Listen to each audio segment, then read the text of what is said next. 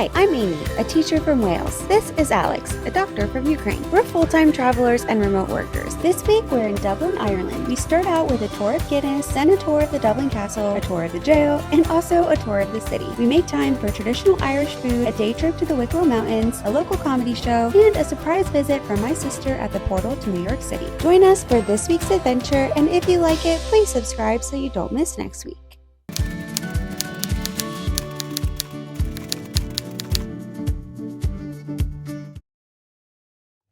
Good morning from Dublin, Ireland. Today is day 1. We got in last night. It is cold and windy and rainy. Very on brand for Dublin. Today, I don't know why we booked this, but we have a 10 a.m. tour of Guinness. I think it was all that was left. Afterwards, we're going to the Dublin Castle. You can only book guided tours of the Dublin Castle day of. So Alex has already left to go and wait in line for those tickets. I'm going to join him there, and then we'll head over to our Guinness tour for some 10 a.m. beer. Let's go.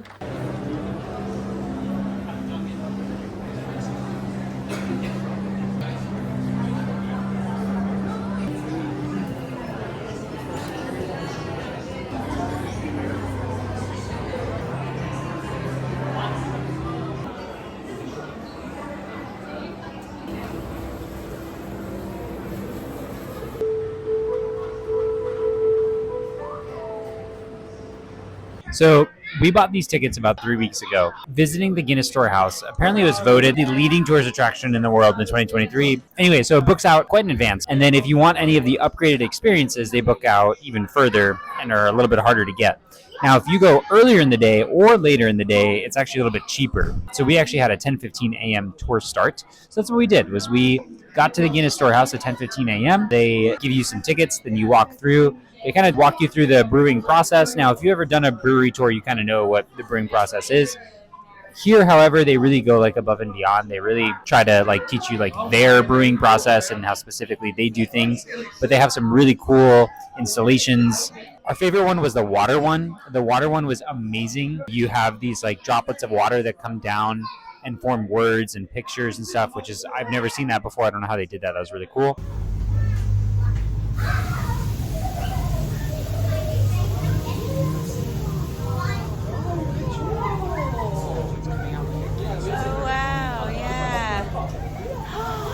Wow.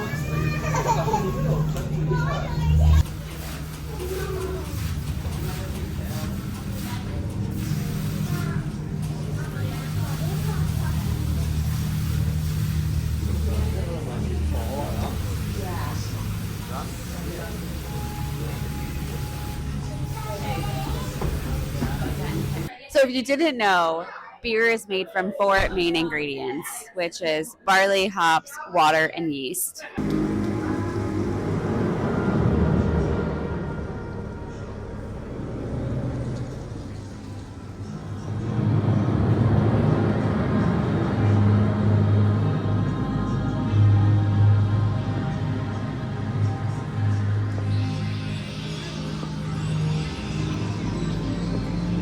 So there was a room dedicated to each of those ingredients. There was a water room, then they had a hops room. Hops was the one with the flowers up on the ceiling. Yeah. Hops grows 12 inches a day. That's nuts.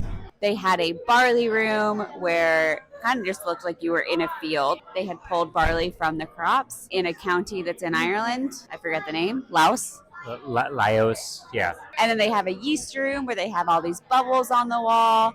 Every room was interactive and almost like an art piece, which was really cool. So it was like an art museum mixed with a tour, a brewery tour. After those, you got to go to more involved rooms that explained the process, how they roast, how they ferment. This animation is kind of cool because it's showing these little yeast guys attacking these sugars, which is creating carbon dioxide and alcohol. And so you can see the bubbles and then the alcohol and stuff coming up. So it's kind of funny. These little single-celled organisms jumping around eating the little sugars. Yeah, single-celled organisms and stuff. So they talk about the yeast, and yeast is actually a really amazing organism. And they have the original mother yeast from almost actually from over 100 years ago. They have strains of yeast coming off of that mother yeast that they keep in liquid nitrogen at like almost negative 200 Celsius, which is amazing. And also something, if you didn't know, which most people do, but in case you didn't, Guinness is nitrogenated instead of carbonated. So they inject nitrogen, and each pint of Guinness has 300 million nitrogen bubbles in it. So yeah, so we did a tasting where they gave you essentially a little shot of Guinness and then gave you a kind of a walkthrough of how to drink it.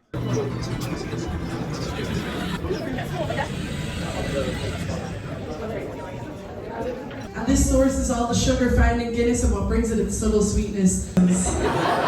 Don't worry guys, this is not the complimentary pint you're all promised today. It is just a sample.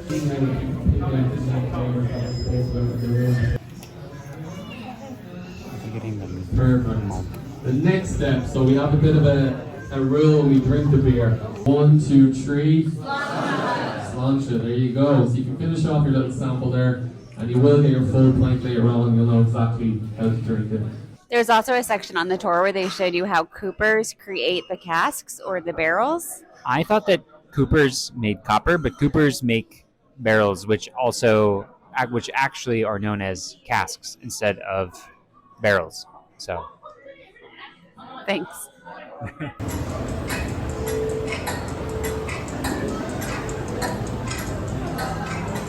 We're now on the 4th floor. We are about to start our stouty experience, which is a mix of stout and selfie, I guess, or ussy, depending on what part of the world you're in. So essentially what you do is you get a pint of Guinness, and they take a picture of you, and they subsequently then imprint that picture onto the foamy head of the Guinness.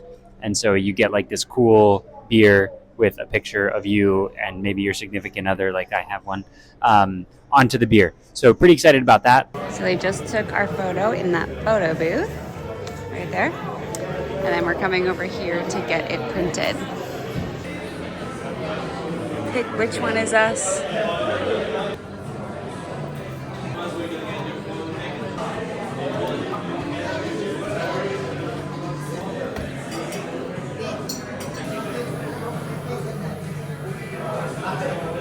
It's a good photo.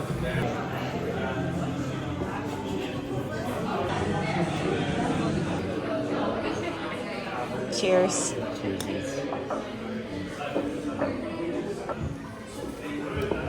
Oh, they didn't ruin it that much. No, not yet.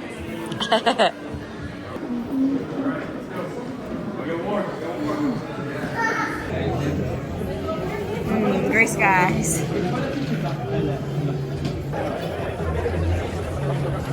Wow, that view is so much better over there.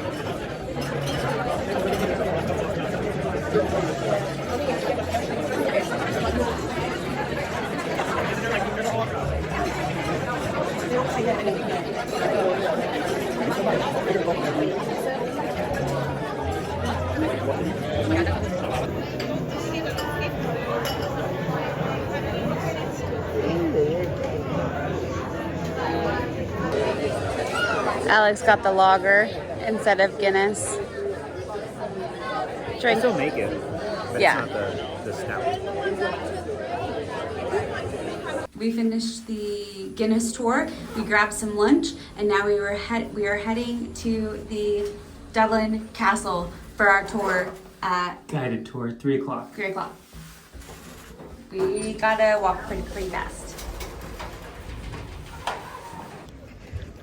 It's raining, as per usual, but we're going into our castle tour. We can't take video. We can't take video inside, so it'll just be photo. Okay, bye.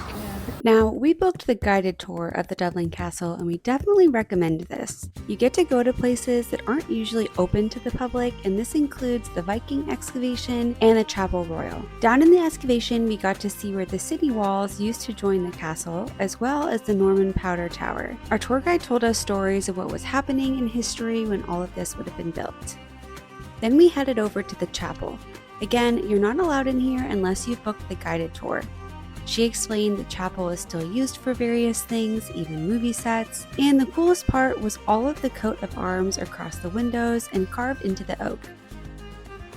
The final stop was the state apartments. Now this part is open to everyone. Today, the apartments are the venue for Ireland's presidencies of the European Union, presidential inaugurations, and prestigious functions.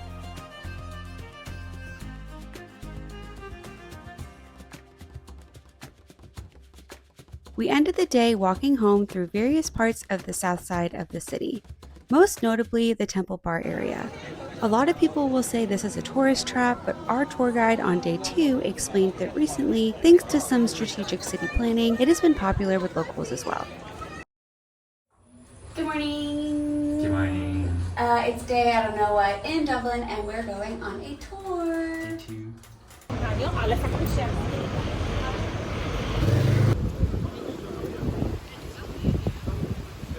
Churchgoer, so you know the funds he acquired to do that, were they really the people's funds anyway? I would probably argue they were. This is St. Andrew's Church, where the statue of Molly Malone is present. We just got back from the tour. The tour guide took us to mostly the south side of the city. We didn't go on the north side of the city at all. We saw some lovely parks. We learned about Ireland's history, a lot of political information, saw some political buildings, saw some monuments, learned about Northern Ireland and how the country split in half essentially. We went to Trinity College. That was beautiful. Walked through Temple Bar, and then we ended at the Dublin Castle, but there's like a little garden section on the side of the Dublin Castle called the Garden of Remembrance, I think. It was great. Lasted about 2 hours. We just got back to the hotel. We are going to, we're watching the Olympics. It sucked us in, but we're going to go to the gym. Okay, bye. Hello. Welcome to, I still don't know what day it is. It's the last day of the Olympics. We are going to, what is it? Where are we going? What are we doing? We are getting some boxty pancakes, which are a traditional, essentially a Irish latke. So a potato pancake place, but they also make dumplings and french fries and everything. Apparently it's the last place in like Dublin Center that actually makes these. Our tour guide recommended those, so we're doing that. And then we are going to the jail. It's very hard to get tickets. They do release some extra ones in the mornings or like cancellations. I was able to actually snag some for later today, so pretty excited about that. Okay, let's go.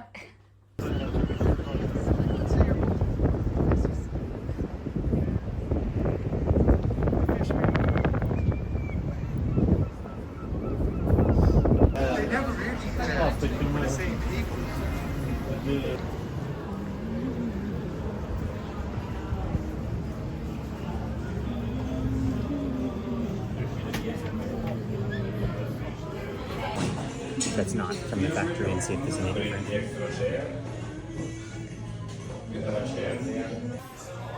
I don't have my water bottle. No.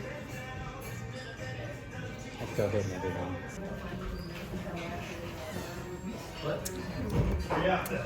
Kumi, you're a beerhead. It's not bad. It's pretty good actually. Probably, it tastes like a New Belgium hazy IPA. Pretty good, pretty fruity. Like you.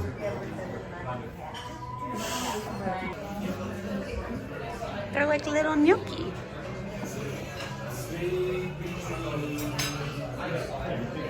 So they definitely.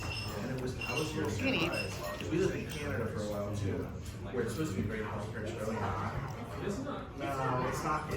Okay, so the jail was the same as the Dublin Castle, and they only allowed photo but no video.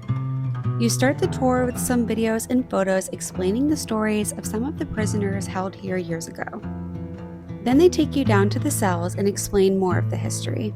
For over 100 years, this jail held thousands of men, women, and children for crimes that ranged from minor offenses to being involved in some of the most momentous events in Irish history. You learn the stories of people held here as ordinary criminals alongside those who fought for Irish independence. The tour focused heavily on the 1916 Easter Rising, which was a rebellion against British rule. They were defeated quickly due to swift British military response, and the leaders of the rebellion were held at this jail. Remember that this was just over 100 years ago, which is not that far back, our grandparents' generation. Due to some heinous decision-making by the British authorities, the leaders of the rebellion were executed here in the jail without trial. They bring you to the site of the executions on the tour. Although grim, many people believe this jail and these executions led to Ireland's eventual independence 6 years later.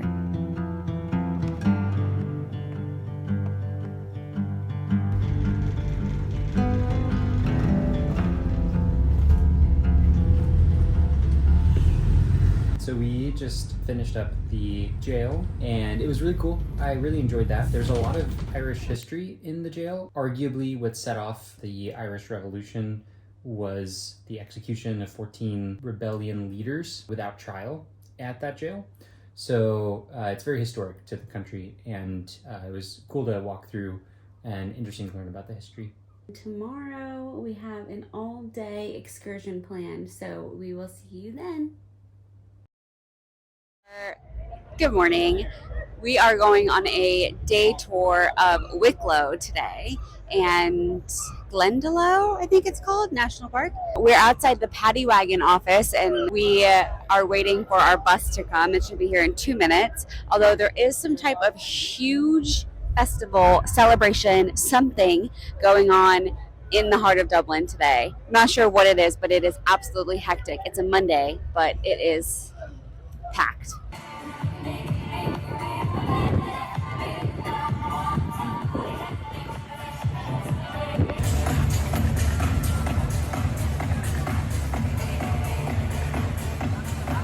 While we were waiting, we did find a really cool portal that is kind of like a FaceTime to New York City. And my sister and my brother-in-law live in New York City, so I sent them a video to come to this portal so that we could say hi to each other. It's really cool, and people like to stop and wave. It's like a really cool feature I've never seen before. Yay, he's waving back. Yeah, it's New York City. But yes, we're about to get on a bus and head to Wicklow, which I'm very excited about. Go on a little hike. Ow.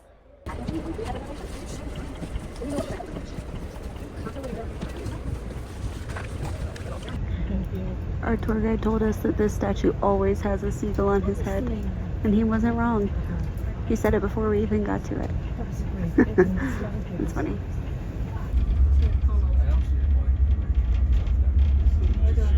Look at him. Or her. Hi. Oh, woman, stay farther away. What are you doing?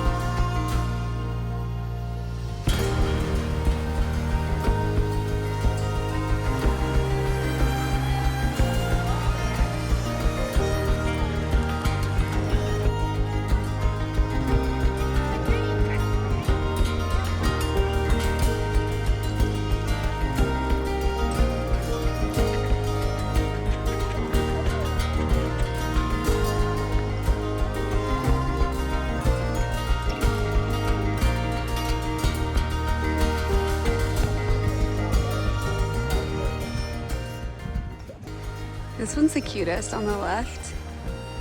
Has the cutest little face. Really? Or you like the one on the right? Yeah, the one on the right does have really cute ears. We are currently on our way back to the bus from the upper lake of the Wicklow Mountains in Glendalough. which I think means two lakes, if I'm not mistaken. We took a bus from Dublin city centre to the visitor centre of the Wicklow National Park. So we walked up, saw the monastery, monastic city, where there were monks and such, and there's a graveyard. Looks really cool, very old, very castle-y looking. And then we took a 1.4 kilometer walk up to the upper lake, where we saw some ducks and some sheep, and there's also a deer at the monastery too that I forgot to mention, who had a little baby. It was very cute. And like I said, now we're walking back to the bus. The bus took us up through the mountains, and it was a beautiful drive, very scenic. I highly recommend coming up here. We lucked out. It's a beautiful day. It's in the high 60s. It's partly cloudy, so the sun kind of is peeking through the clouds, which is nice. Just a beautiful day to get out in nature and out of the city center, away from the hustle and bustle, which we later learned was the homecoming of the Irish national team coming back from the Paris Olympics. That's what all the hullabaloo was about in Dublin before we left. Living there must be so peaceful. Both of those houses, that one and that one. Gorgeous. Alex is getting attacked by flies, and he's very sad about it. Wow, the sun is coming out behind on the lake. That is so pretty. It's like peeking through the trees. This is a stunning place.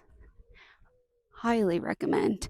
Took us an hour and a half to drive from Dublin to come on this trip. Basically takes you here and back, but the tour guide does give you a lot of information on the way. He tells you a lot of stories about Irish history, one of which involves Rihanna, which I'll tell you later. So stay tuned. It's about 5 hours later, and that statue still has a seagull on his head. I think our tour guide was right. It's always there. Okay, I was slightly kidding this morning when I mentioned that the portal from Dublin to New York, I forget what I said exactly, but I made a joke that like maybe we were gonna call my sister and see if she would meet us at the portal. Not like at this portal, but that she could go to the New York side of the portal while I was in the Dublin side of the portal. I said it as a joke, but I texted her and she's like, no, I think I actually can go. I can like get there relatively easily. So she just texted me that she is on her way to the portal.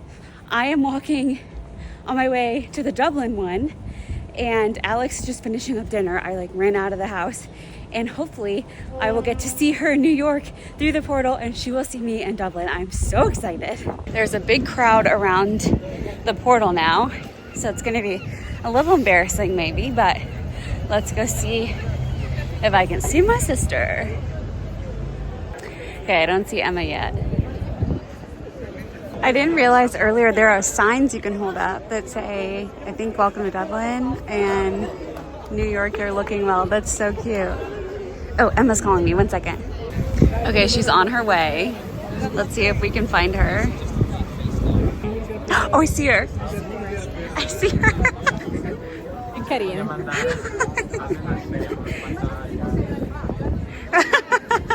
That's her. I'm holding up a sign for her. That's my sister.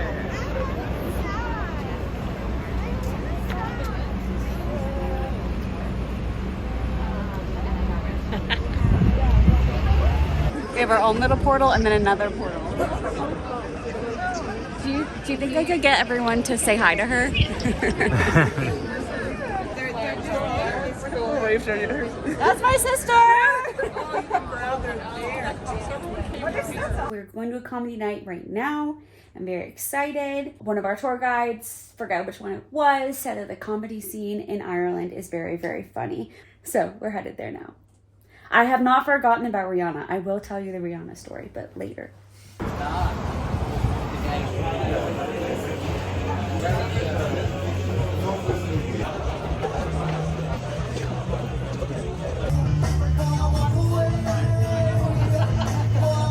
Ooh, Dublin.